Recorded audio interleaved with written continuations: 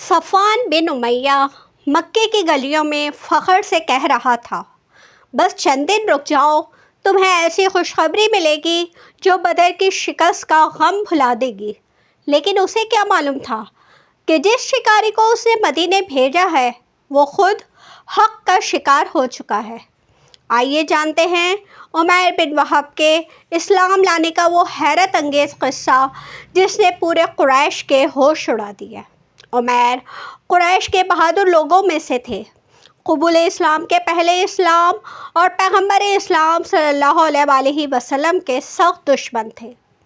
غزوہ بدر میں مشرکین کے ساتھ تھے اور مسلمانوں کی قوت کا اندازہ لگانے کے لیے یہی نکلے تھے۔ عمیر بن وہب خود تو میدان بدر سے جان بچا کر واپس لوٹ آئے، لیکن ان کے بیٹے کو مسلمانوں نے گرفتار کر لیا۔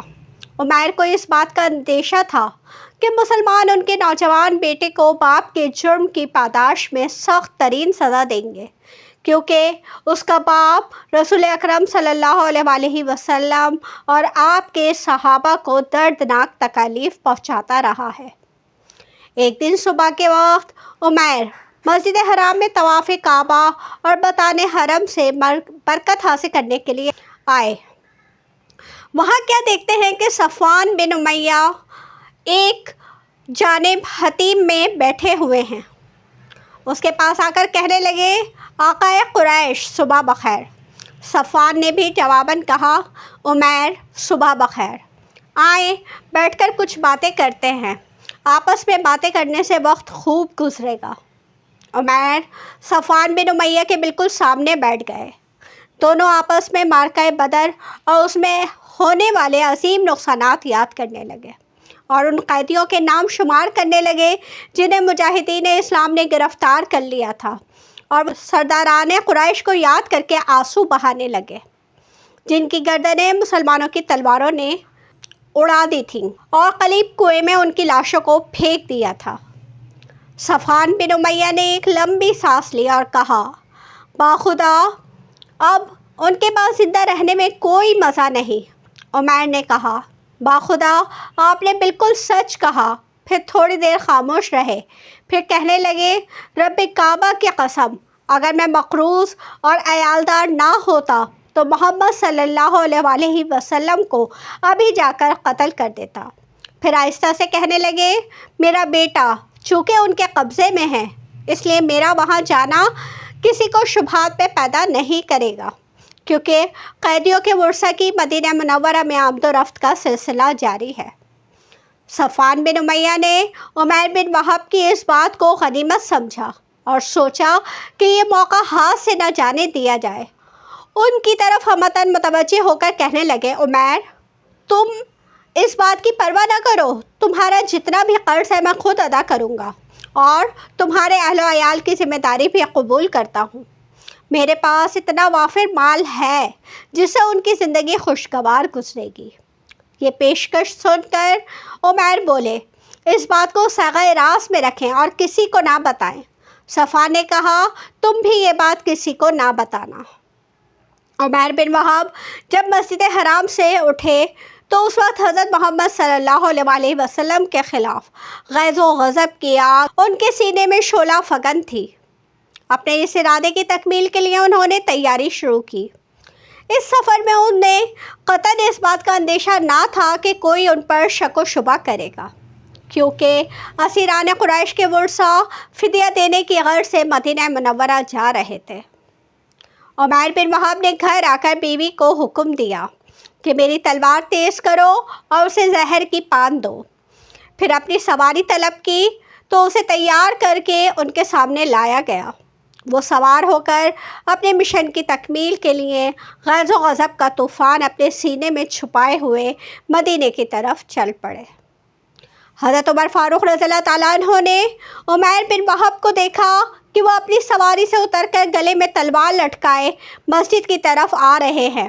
وہ گھبرا کر اٹھے اور فرمایا، ارے یہ کمینہ دشمن خدایا عمیر بن وہب ہے، اللہ کی قسم یہ کسی برے ارادے سے آیا ہے، اس نے مکے میں مشرکین کو ہمارے خلاف بھڑکایا تھا، بدر سے پہلے یہ ہمارے خلاف جاسوسی کرتا رہا ہے۔ پھر اپنے ساتھیوں سے فرمایا، فوراً اٹھو اور رسول اللہ صلی اللہ علیہ وسلم کے گرد گھیرا بنا لو اور ہوشیار رہو کہ کہیں یہ مکار دھوکہ نہ دے جائے۔ یہ کہہ کر حضرت عمر فاروق رضی اللہ تعالیٰ عنہ فوراً حضور صلی اللہ علیہ وسلم کے پاس پہنچے اور عرض کی، یا رسول اللہ، یہ دشمن خدا عمیر بن وہب گلے میں تلوار لٹکائے آپ کی طرف آ رہا ہے۔ میرے خیال میں اس کا ارادہ اچھا نہیں، یہ کسی شرارت کی غرض سے آیا ہے۔ نبی کریم صلی اللہ علیہ وسلم نے فرمایا، اسے میرے پاس لے آؤ۔ فاروق اعظم نے بڑی چابک دستی سے تلوار کا پٹہ اس کی گردن میں ڈال کر فوراً اسے قابو کر لیا اور رسول اکرم صلی اللہ علیہ وسلم کی خدمت میں پیش کر دیا۔ حضور صلی اللہ علیہ وسلم نے فرمایا، عمیر قریب آ جاؤ۔ وہ قریب ہو گیا اور عرض کی، صبح بخیر۔ یہ زمانہ جاہلیت میں عربوں کا سلام تھا۔ رسول اللہ صلی اللہ علیہ وسلم نے فرمایا، عمیر، اللہ تعالیٰ نے ہمیں تم سے بہتر سلام کا طریقہ بتا کر ہمیں عزت بخشی ہے۔ ہم السلام علیکم کہتے ہیں اور یہ اہل جنت کا سلام ہے۔ رسول اللہ صلی اللہ علیہ وسلم نے ارشاد فرمایا، عمیر کیسے آئے ہو؟ عمیر نے عرض کی، میں اپنا قیدی چھڑانے آیا ہوں جو آپ کے قبضے میں ہے، برائے مہربانی اسے چھوڑ کر مجھ پر احسان فرمائیں۔ آپ نے دریافت فرمایا، تو تیری گردن میں یہ تلوار کیوں لٹک رہی ہے؟ انہوں نے عرض کیا، ان تلواروں کا برا ہو، یہ ہمارے کس کام آئیں؟ اترتے وقت گلے سے نکالنا بھول گیا تھا، اس لیے لٹکی رہ گئی۔ پھر حضرت صلی اللہ علیہ وسلم نے دوبارہ پوچھا، سچ سچ بتاؤ، تم کس ارادے سے آئے ہو؟ عمیر بن وہب نے کہا، صرف قیدیوں کو چھڑانے کے لیے۔ حضور صلی اللہ علیہ وسلم نے فرمایا، تم نے صفوان سے کیا شرط کی تھی؟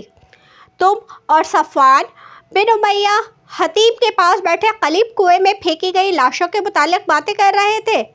پھر تم نے یہ کہا تھا کہ اگر میں مقروض اور عیالدار نہ ہوتا تو یقیناً محمد صلی اللہ علیہ وسلم کو قتل کرنے کی مہم کے لیے نکل پڑتا۔ پھر صفوان بن امیہ نے تمہارے تمام قرضے اور اہل و عیال کی کفالت کی اس شرط پر ذمہ داری قبول کی کہ تم مجھے قتل کر دو، لیکن اللہ تعالیٰ تمہارے اس گھناؤنے منصوبے کے درمیان حائل ہو گیا۔ عمیر یہ سن کر ششدر رہ گئے، پھر تھوڑی دیر سوچنے کے بعد پکار اٹھے، میں گواہی دیتا ہوں کہ آپ اللہ کے رسول ہیں۔ یا رسول اللہ صلی اللہ علیہ وسلم، جب آپ ہمیں آسمانی خبریں بتلایا کرتے تھے تو ہم انہیں تسلیم نہیں کرتے تھے۔ ہمارا خیال تھا کہ آپ پر کوئی وحی وغیرہ نازل نہیں ہوتی، لیکن صفوان بن امیہ اور میرے درمیان ہونے والی گفتگو کا تو ہمارے علاوہ کسی کو علم نہیں تھا۔ اللہ کی قسم، اب مجھے یہ یقین حاصل ہو گیا ہے کہ یہ خبر اللہ تعالیٰ نے آپ کو دی ہے۔ اللہ تعالیٰ کا میں شکر گزار ہوں کہ وہ مجھے آپ کے پاس لے آیا تاکہ مجھے اسلام کی ہدایت نصیب ہو۔ پھر انہوں نے لا الہ الا اللہ محمد الرسول اللہ پڑھا اور مسلمان ہو گئے۔ نبی کریم صلی اللہ علیہ وسلم نے اپنے صحابہ سے ارشاد فرمایا، اپنے بھائی کو دین سمجھاؤ، قرآن کی تعلیم دو اور اس کے قیدی کو آزاد کر دو۔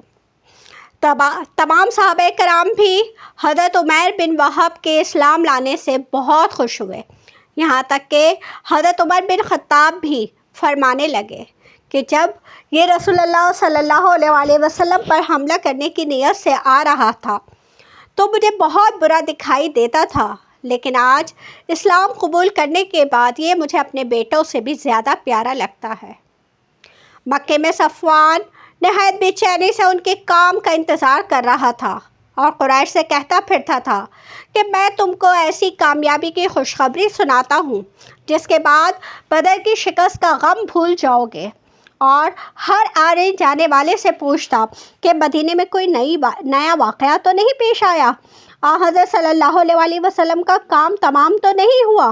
ایک دن بالکل خلاف توقع خبر سنی کہ جو شکار کرنے نکلا تھا وہ خود شکار ہو گیا، یعنی عمیر مسلمان ہو گئے۔ اس خبر سے بہت پیچ و تاب کھایا اور عہد کر لیا کہ اب کبھی عمیر سے نہ بولوں گا اور نہ اس کی کسی قسم کی مدد کروں گا۔ تمام مشرکین نے عمیر کے اسلام پر اظہار ملامت کیا۔ اس درمیان میں عمیر نے قرآن کی کچھ تعلیم حاصل کر لی اور حضرت صلی اللہ علیہ وآلہ وسلم سے عرض کیا، اگر اجازت ہو تو میں مکے میں جا کر اشاعت اسلام کا فرض انجام دوں، شاید خدا ان لوگوں کو ہدایت دے۔ آپ نے منظور فرمایا اور عمیر نے مکے میں آ کر بڑی سرگرمی سے تبلیغ شروع کر دی اور ان کی کوششوں سے بڑی تعداد میں اسلام کے شرف سے بہرہ ور ہوئے۔ مکے میں عرصے تک تعلیم و ارشاد کا فرض انجام دیتے رہے، پھر احد کے قبل ہجرت کر کے مدینے آ گئے اور غزوہ احد، غزوہ تبوک، فتح مکہ وغیرہ تمام معرکوں میں حضرت صلی اللہ علیہ وآلہ وسلم کے ہم رکاب رہے اور اپنی تلوار کے جوہر دکھائے۔ حضرت صلی اللہ علیہ وآلہ وسلم کے بعد ابو بکر صدیق رضی اللہ تعالیٰ عنہ کے عہد خلافت میں مہمات امور میں برابر شریک رہے۔ حضرت عمر رضی اللہ تعالیٰ عنہ کے عہد خلافت میں جب عمرو بن العاص نے مصر پر چڑھائی کی اور ابتدائی فتوحات کے بعد اسکندریہ کی تسخیر میں زیادہ دیر لگی تو حضرت عمر نے 10,000 امدادی فوج 4 امراء کی سرکردگی میں بھیجی، ان میں ایک عمیر بھی تھے، اور یہ ہدایت کر دی تھی کہ حملے کے وقت ان چاروں کو آگے آگے رکھنا۔ چنانچہ انہی چاروں کی کوششوں سے اسکندریہ کی مہم سر ہوئی۔ اسکندریہ کی فتح کے بعد عمرو بن العاص نے متفرق چھوٹے چھوٹے مقامات کی تسخیر کے لیے علیحدہ علیحدہ افسر متعین کیے تھے۔ اسی سلسلے میں عمیر نے بہت سے مقامات فتح کیے۔ عمیر بن وہب رضی اللہ تعالیٰ عنہ نے حضرت عمر فاروق رضی اللہ تعالیٰ عنہ کے آخری عہد خلافت میں وفات پائی۔ حق جب سامنے آتا ہے تو کفر کے تمام منصوبے ریت کی دیوار ثابت ہوتے ہیں۔ حضرت عمیر کا قبول اسلام اور پھر مکے جا کر دعوت دین دینا ہم سب کے لیے ایک عظیم سبق ہے۔ اس تاریخی واقعے کو اپنے دوستوں کے ساتھ شیئر کر کے اس پیغام کو آگے پھیلائیں اور ایسی ہی مزید ویڈیوز کے لیے ہمارے ساتھ جڑے رہیں۔ اللہ حافظ۔